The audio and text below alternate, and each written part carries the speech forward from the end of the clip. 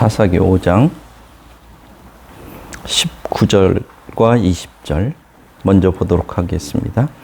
왕들이 와서 싸울 때에 가나안 왕들이 무깃도물과 다안악에서 싸웠으나 은을 탈취하지 못하였도다. 별들이 하늘에서부터 싸우되 그들이 다니는 길에서 시스라와 싸웠도다. 31절 보도록 하겠습니다. 여호와여, 주의 원수들은 다 이와 같이 망하게 하시고 주를 사랑하는 자들은 해가 힘있게 도듬갑게 하시옵소서 하니라. 그 땅이 40년 동안 평온하였더라.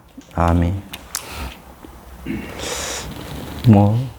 성경에도 마찬가지고 요즘도 마찬가지고 개인 간에 싸우는 것도 그렇고 국가 간에 싸우는 것도 그렇고 다 자기의 입속을 얼만큼 많이 챙길 수 있느냐, 그것 때문에 싸우는 것이죠. 오늘 성경 본문도 마찬가지입니다. 19절에 보면 왕들이 와서 싸울 때에 가나안 왕들이 무깃도물과 다안악에서 싸웠으나 은을 탈취하지 못하였도다. 이렇게 되어 있습니다. 가나안 땅에 있는 하솔 왕 야빈은 혼자만 싸운 게 아니라 주변에 있는 다른 왕들과 연합군을 이루어서 드보라와 바락에게 대항했습니다. 가나안에 있는 많은 나라들의 왕들은 철병거 900승을 가진 야빈의 군대와 1만 명의 오합지졸인 이스라엘의 군대와의 전쟁은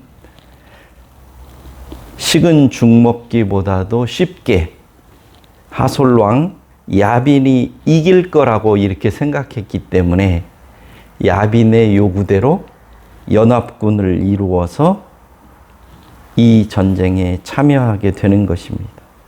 그래서 이스라엘 군대를 쉽게 괴멸시키고, 여기에서는 은을 탈취하지 못했다 그랬는데 쉽게 전리품들을 얻어갈 수 있을 거라는 이런 기대를 가지고 전쟁에 참여하게 되는 거죠.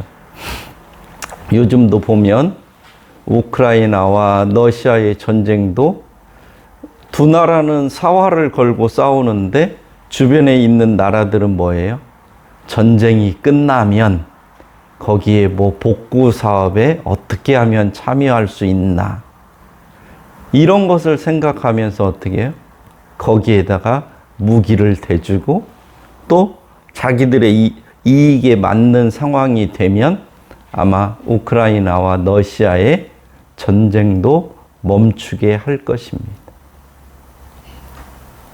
이렇게 전쟁은 어떻게 보면 인간이 인간을 죽이는 무지막지한 이런 범죄임에도 불구하고 그 이면에는 자기의 입속을 어떻게 하면 더 많이 챙길 것인가 하는 인간의 사악함이 그 속에 담겨 있는 것을 볼 수 있습니다.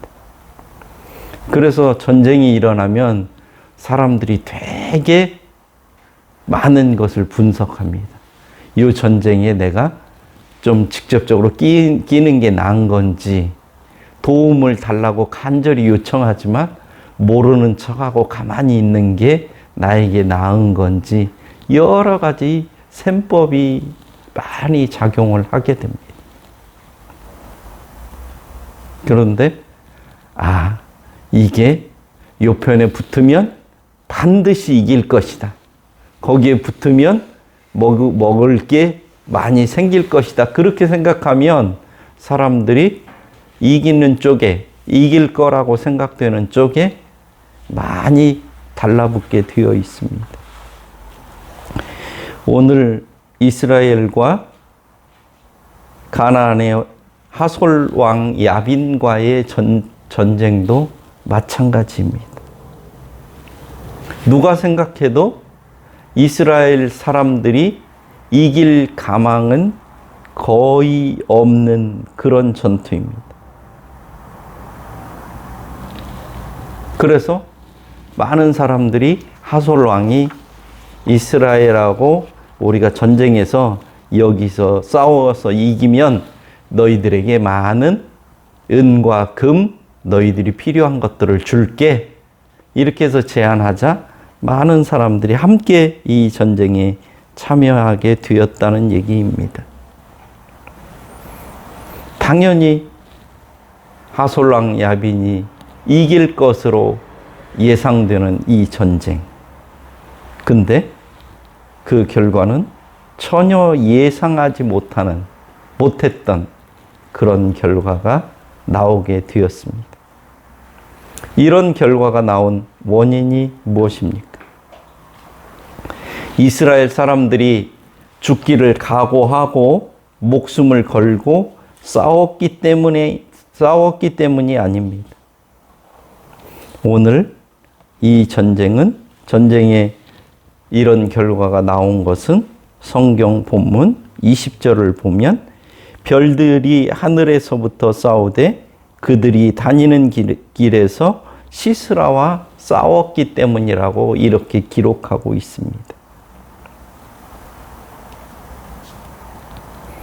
시스라의 철병거 군단이 패한 것은 이스라엘 사람들이 잘 싸워서 패한 것이 아니라 별들의 전쟁 때문이었다고 이렇게 성경은 기록하고 있습니다. 고대 사람들은 하늘의 별들의 운행에 따라 천기의 기상이 변화된다고 믿었습니다. 가나안 사람들은 비의 근원을 별들이라고 믿고 있었습니다. 별들이 시스라와 싸웠다는 말은 급작스러운 기상 변화 때문에 하늘에서 폭우가 쏟아진 것을 의미합니다. 드보라는 가나안 사람들이 믿고 있는 신앙, 종교를 이용해서 가나안 신들보다 위대하신 여호와 하나님의 능력을 찬양하고 선포하고 있는 것입니다. 여호와께서는 별들도 자기 휘하에 부리시는 유일한 참 하나님이심을 지금 이렇게 표현하고 있는 것입니다. 가나안 사람들은 하늘에 있는 무슨 별이 언제 우리들에게 비를 내려준다. 어떤 별이 우리에게 무슨 역할을 해준다. 이렇게 해서 그저 하늘에 떠 있는 별들을 막연하게 믿고 그것을 의지하고 있었다 이 말이에요. 우리나라 사람들도 마찬가지죠. 하늘에 있는 그 7개 별. 그래서 여러분들이 절간에 가보면 그 삼성각이라고 하는 게 있어요.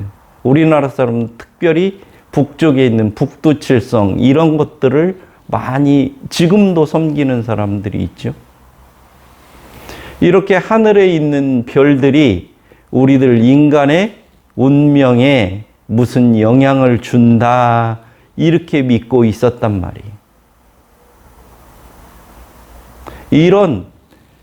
이런 별들을 섬기고 있는 이 사람들에게 하나님은 하늘에서 천둥과 번개와 우레를 통해서 이 사람들을 패하게 만듦으로 말미암아 하늘에 있는 자기들이 믿는 신이면 이 전쟁에서 자기를 믿는 사람들에게 승리할 수 있도록 이렇게 해줘야 되잖아요. 근데 오히려 하나님께서는 이 가나안 사람들이 믿고 있는 그 하늘의 별이 지금 비를 내릴 때가 아니란 말이에요. 비를 내릴 때가 아닌데 지금까지 살아오면서 이들의 경험으로서는 지금 전쟁하는 이 상황이 전혀 하늘에서 비를 내릴 그럴 때가 아니에요. 근데 하나님께서는 하늘에서 비를 내림으로 이 시스라의 군대를 멸망시킨단 말이에요. 그래서 이 가나안 사람들이 믿는 별, 가나안 사람들이 믿는 신, 이것이 얼마나 부질없고 의미 없는 것인지를 하나님께서 보여주신답니다. 그래서 이 세상에 참 하나님, 유일하신 신은 여호와 하나님밖에 없다고 하는 것을 이 싸움을 통해서 보여주고 있습니다.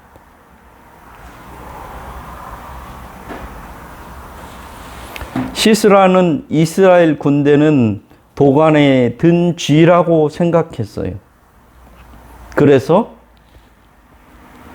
우기에는 물이 많이 흐르는 이 기손강이지만 건기에는 물이 하나도 흐르지 않는 그런 바닥을 드러내서 물이라고는 찾아볼 수 없는 이곳에 군대를 포진시키고 이제는 이스라엘 군대를 물리치고 승리의 축배를 들 그런 시간만을 기다리고 있는데 갑자기 하늘에서 기손강이 감당할 수 없을 만큼의 비를 내리붓게 되었습니다. 요즘으로 말하면 이런 거와 똑같아요. 사막에 갑자기 폭우가 쏟아지고 여름에 엄청난 양의 눈이 쏟아지는 것과 같은 그런 일이 발생했다 이 말입니다. 이렇게 예상치 못한 갑작스러운 폭우로 시스라의 군대와 철병거는 급류로 떠내려가고 말았습니다. 이런 와중에서도 어떻게든지 살아보려고 엄모라는 물을 피해 사방으로 도주하는 말발굽 소리가 땅을 울렸습니다. 22절 보면 이렇게 기록하고 있습니다. 기손강은 그 무리를 표류시켰으니 이 기손강은 옛강이라 내 영혼아 내가 힘 있는 자를 밟았도다. 그때 군마가 빨리 달리니 말굽 소리가 땅을 울리도다.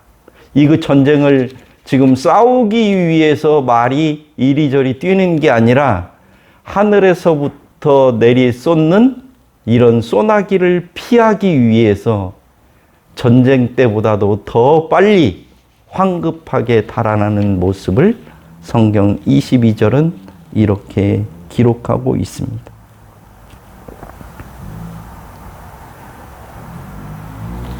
전혀 시스라의 군대도 이스라엘의 군대도 예상하지 못했던 이런 일들이 벌어져서 시스라의 철병거는 오히려 아무짝에도 쓸모없는 그런 거추장스러운 것이 되고 말았습니다. 이런 상황에서 시스라를 비롯한 많은 야빈의 군대, 가나안의 연합군들은 당황하고 어찌할 바를 모를 수밖에 없었죠. 이런 상황에서 용감무쌍했던 시스라, 그는 자기 혼자 살려고 몸부림을 쳤지만은 비참한 최후를 맞이할 수밖에 없었습니다. 무기또 물가를 장악하고 승리를 장담하던 시스라의 철병거 군단은 오히려 하늘에서 쏟아지는 물벼락으로 인해 손 한번 써보지 못하고 패하고 말았습니다. 죽음의 위협으로부터 도피한 시스라가 찾은 곳이 곧 죽음의 장소가 되고 맙니다. 화평의 관계가 죽음의 관계로 바뀌어 버렸습니다. 전쟁에서의 장수의 위험은 실추되고 여인의 위상이 드높여지는 반전이 일어나는 그런 상황이 전개된 것입니다. 여기서 무깃돈은 히브리어로는 하르 무깃돈, 헬라어로는 하르 마겟돈, 아람어로는 아마겟돈이라고 이렇게 서로 다르게 부르는 동일 지명입니다. 이 무깃돈은 구약시대의 유명한 전투가 많이 벌어진 갈멜산 근처의 무깃도 평원을 이야기합니다. 이곳은 샤론 광야와 이스라엘 계곡 사이에 있는 군사적 요충지입니다. 그래서 이스라엘에서 아주 중요한 전투들은 이 무깃도 골짜기에서 많이 이루어졌습니다. 여기는 무역로가 교차하는 고대 도시로서 역사적인 전투가 아주 많이 이루어진 곳입니다. 그래서 큰 전쟁들, 이스라엘의 큰 전쟁들을 우리가 기억해야 되고 기억에 남을 만한 이런 전쟁들은 늘상 이 무깃도에서 이루어지는 곳을 많이 봅니다. BC 733년에는 여기에서 이스라엘과 아수르의 무깃도 전투에서 이스라엘이 패해서 이 지역이 아수르에게 빼앗기게 되는 그런 일도 있었고요. BC 609년에는 유다 왕 요시아가 애굽 왕 느고를 맞다가 이곳에서 전사한 곳이기도 합니다. 또 유다 왕 아하시아가 에후를 피해서 도망가다가 죽은 곳도 여기입니다. 요한계시록 16장 16절에서 21절에 최후의 전쟁인 아마겟돈 전쟁이 일어날 것으로 예언되어 있는 곳도 이곳입니다.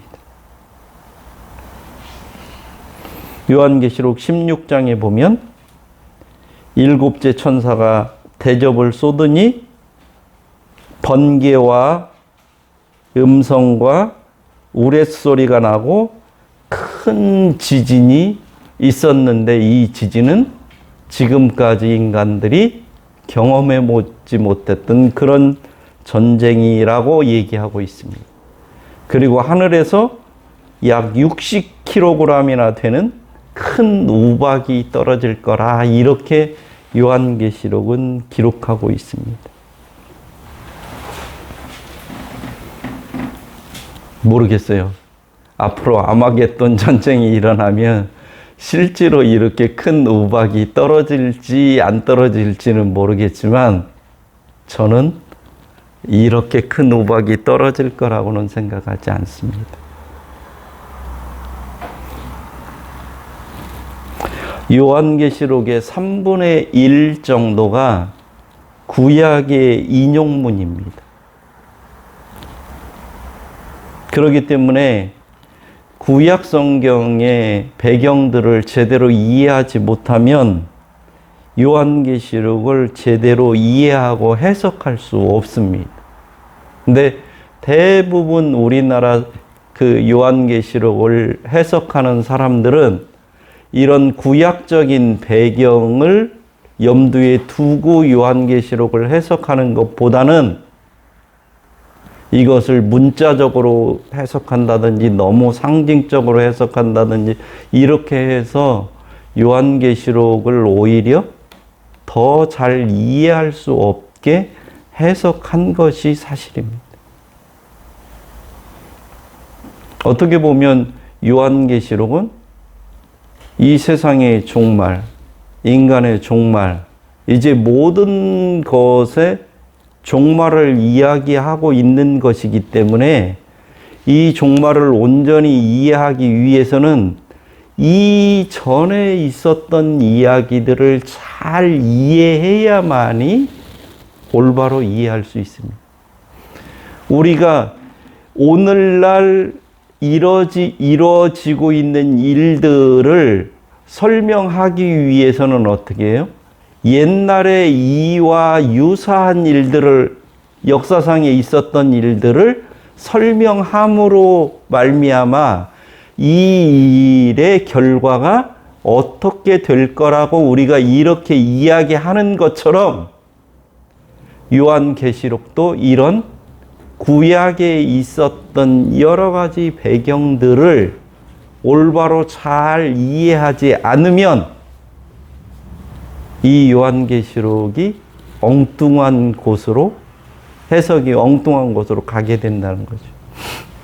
오늘 말한 별들의 전쟁이라고 하는 것도 실제로 하늘에서 무슨 별들이 싸우고 뭐 이렇게 하고, 또 어떤 사람들은 별들을 뭐 핵폭탄이라고 얘기하고 뭐 이상하게 얘기하는 그런 해석들을 하는데, 그게 아니고 하나님께서 이 천지 만물을 움직이시는 참신이라고 하는 것을, 허황된 것을 섬기고 그것을 믿는 사람들에게 그 별이 무슨 비를 내리고 무슨 인간에게 영향을 주는 게 아니라 참 하나님께서 이렇게 하늘에서 하나님이 역사하셔서 이 전쟁의 승패를 가른다고 하는 것을 별들의 전쟁이라고 이렇게 성경은 기록하고 있단 말이에요. 근데 진짜 별들이 싸운다든지 무슨 뭐 별이 반짝반짝이는 것처럼 무슨 핵폭탄이 뭐 터지고 어쩌다고 이런 식으로 해석해서는 전혀 성경 자체를 이해하지 못하는 그런 해석이 된다는 거죠. 그러니까 요한계시록이 3분의 1 정도가 거의 구약 성경을 인용하면서 요한이 살고 있었던 그 시대의 그 상황 속에서 지금 구약에 있었던 여러 가지 사건들을 갖다가 인용해서 설명해 주고 있는 거예요. 너희들이 지금 당하고 있는 이런 박해, 고난, 어려움 이런 것들이 지금 이때만 있는 것이 아니라 옛날에도 이런 전쟁도 있었고 이런 일들도 있었고 무기또에서 이런 위험한 우리가 대비하지 못한 이런 일들도 있었지만 살아계신 하나님께서 개입하셔서 인간들이 상상하지 못했던 그런 방식으로 이 전쟁을 승리케 했다. 그러니까 하나님을 믿는 너희들은 이런 전쟁, 천재지변 이런 것 때문에 신앙이 흔들리고 엉뚱한 짓 하지 말고 너희들의 믿음을 굳건히 잘 지켜라. 이것을 보여주는 것이 오히려 요한계시록이란 말이에요. 무슨 뭐 이상한 우리들이 이해할 수 없는 뭐 기교한 이런 게 아니고, 근데 그것을 직설적으로 글을 쓰면 요한이 있었던 그 당시에 어떻게 돼요? 요한이 바로 그 위험에 빠지기 때문에 그런 것들을 상징적인 그런 것들을 통해서 표현해 주는 거나 마찬가지란 말이에요. 우리나라에서도 마찬가지였죠. 막 신문을 검열하고 이럴 때 올바로 그거에 대해서 바로 뭐 이것은 뭐 무슨 일이다 이렇게 직설적으로 표현하지 않고 그것을 간접적으로 표현해서 사람들에게 그 의미가 무엇인지 확실히 알게 했던 것처럼 요한이 살고 있었던 그 동시대 사람들은 요한계시록에 기록되어 있는 내용들이 무슨 의미인지를 이 사람들은 거의 대부분 알고 있었어요. 그것이. 근데 우리는 그런 배경들을 염두에 두지 않으니까, 그러고 막 문자적으로 막 이상하게 껴맞춰 보려고 하니까 지금 요한계시록이 잘 이해가 안 되는 것입니다. 그래서 제가 하고 싶은 마지막 작업이 이런 구약적인 배경을 좀 잘 해석해서 요한계시록을 잘 이해할 수 있는 책을 한 권 남기고 제가 하나님 나라 가는 거, 그것이 제가 하고 싶은 아마 마지막 작업입니다. 그래서 여러분들과 함께 시간이 되면 아마 저는 요한계시록 강해를 한번 해볼 그런 생각을 가지고 있습니다. 이렇게 전혀 인간들이 상상하지 못했던 그런 상황으로 이 전쟁은 정리가 되어집니다. 그래서 하늘에서 폭우가 쏟아지자 철병거를 놔두고 걸음아 나 살려라, 나라도 살아야 되겠다, 이렇게 하고 이리저리 도망가는 사람들이 있는데, 이 도망가는 패잔병들을 그저 가만히 지켜만 보는 사람들이 있는데, 이 사람들이 메로스의 거민들입니다. 이스라엘 사람이면서도 이스라엘과 전쟁을 하고 있는 이런 와중에 하나님의 놀라운 역사로 말미암아 이제 패해서 도망가는 이들을 진멸하지 않고 가만히 지켜보고 있는 사람들이 메로스의 거민들입니다. 그래서 23절을 보면 여호와의 사자의 말씀에 메로스를 저주하라. 너희가 거듭 그 주민들을 저주할 것은 그들이 와서 여호와를 돕지 아니하며 여호와를 도와 용사를 치지 아니함이니라 하시도다. 이렇게 기록하고 있습니다. 지금 여호와의 전쟁, 이스라엘 백성을 위한 하나님께서 직접 나서서 이 전쟁을 지금 승리로 이끌고 있는데, 그럼에도 불구하고 이 전쟁에 참여하지 않는, 이 전쟁에 무관심한 이 메로스의 거민들은 하나님의 백성이라고 할 수가 없는 거예요. 겉으로만, 이름으로만 이스라엘 백성이지 실질적으로는 하나님과 아무런 관계가 없는 자들이다, 그 말이에요. 하나님의 이러한 놀라운 역사 앞에서도 전혀 하나님께 반응하지 않는 이 메로스의 거민들을 여호와의 사자는 저주하라고 이야기하고 있는 거다, 이 말이.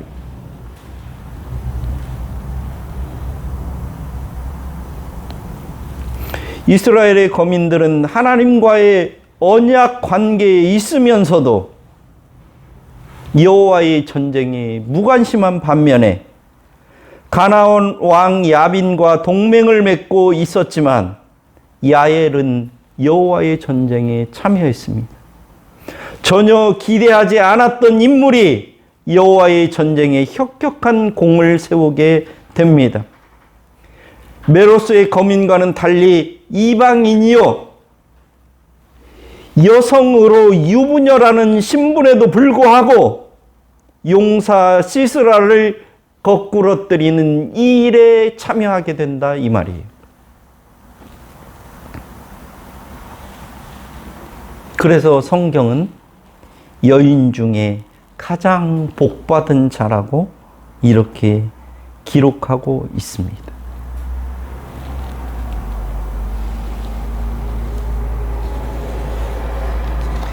이스라엘 사람이면서 자기 조상들을 통해서 하나님이 어떤 분이신지를 숱하게 이야기 들었고, 마땅히 어떤 일이 있으면 하나님께 의지하고 그 하나님의 도움을 구하고 그 하나님의 일에 순응해야 됨에도 불구하고 지금 전쟁에서 하나님의 놀라운 일들이 벌어지고 있음에도 불구하고 그 일에 무관심한 메로스의 거민과 비교해서 오히려 가나안 왕 야빈과 평화 동맹을 맺었던 그런 가문인 이방인 야엘은 참신인 여호와의 놀라운 역사 앞에서 참신이 누구인지를 깨닫고 그의 전쟁에 참여하게 되는 이러한 놀라운 일을 통해서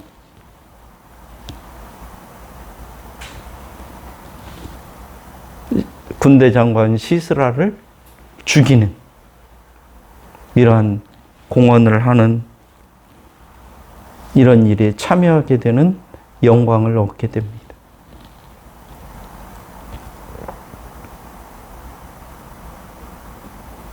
이 전쟁은 여호와의 전쟁입니다.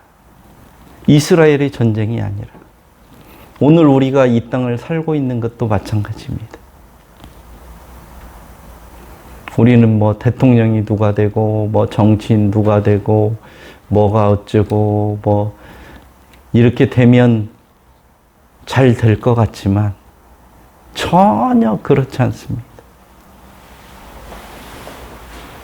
우리 기독교인들이 분명히 기억할 것은 우리의 운명이, 우리의 생사가 하나님의 손에 있음을 우리들이 분명히 기억하고 우리는 하나님 앞에 어떻게 반응할 것인지를 생각해야 됩니다. 그래서 오늘 사사기 5장 31절은 이렇게 기록하고 있습니다. 여호와여, 주의 원수들은 다 이와 같이 망하게 하시고 주를 사랑하는 자들은 해가 힘있게 도듬갑게 하옵소서. 이렇게 기록하고 있습니다.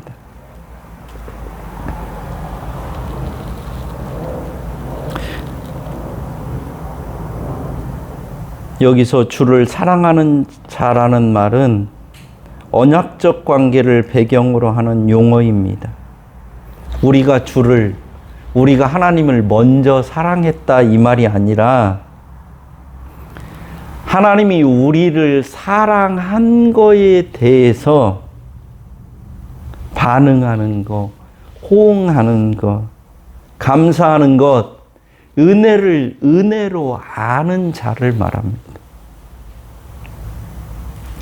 반응이라고 하는 것은 어떤 선제적인 사건이나 자극에 대해서 나타내는 변화를 반응이라고 얘기합니다.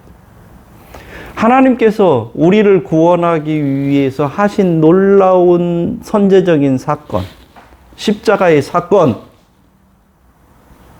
이스라엘이 시스라와의 전쟁을 하는 데 있어서 하나님께서 하늘에서 엄청난 이런 폭우를 내리셔서 이 시스라의 군대들을 물리치는 이런 사건, 선제적인 이런 일들이 있을 때 그런 것을 보고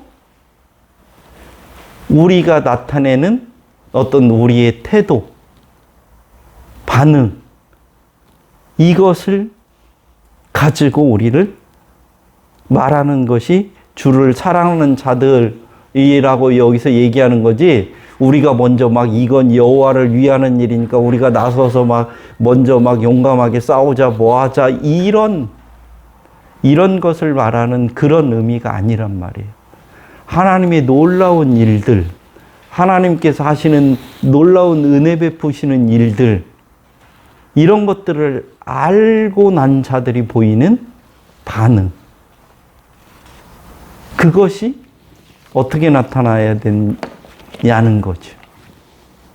그것이 주를 사랑하는 것으로, 하나님이 나를 이렇게 사랑하시니 나도 그의 억만분의 1도 안 되지만 나도 나를 이렇게 사랑하시는 이 하나님께 사랑의 반응으로, 감사의 반응으로, 하나님께서 베푸시는 은혜를 은혜로 깨닫는 그런 반응으로 그런 태도를 보이는 것. 그것을 우리가 주를 사랑하는 자라고 이야기한다 이 말이에요. 에브라임이나 베냐민이나 납달리 지파 이런 사람들은 여호와의 전쟁에 참여하는 것으로 자기들이 하나님을 사랑하는 반응을 보였어요. 삼갈이나 야엘이나 드보라나 바락은 개인이지만 즐거움으로 이 하나님의 전쟁에 자원하는 그런 반응을 보였습니다. 반면에 메로스 거민이나 이스라엘 12지파의 장자라고 하는 느우벤 지파, 길르앗, 단, 아셀 지파는 여호와의 전쟁을 외면하고 무관심해했습니다.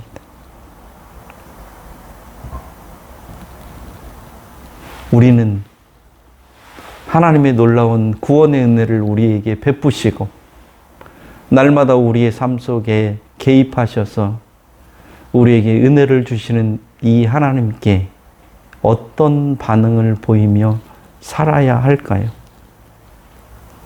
우리가 은혜를 더 받기 위해서, 복을 더 받기 위해서, 무슨 건강하기 위해서, 내가 잘 되기 위해서 이게 아니라 하나님이 우리에게 베풀어 주시는 이런 놀라운 은혜, 사랑 이런 거에 감사해서 나도 하나님을 사랑하는 이 반응을 보이는 것. 이것이 성도들의 삶이란 말이에요. 근데 교회에 올 때만 어거지로 막 그것도 헌금도 강요해갖고 이거 헌금 내면 뭐 복 많이 받는다니까 이렇게 하는 반응 말고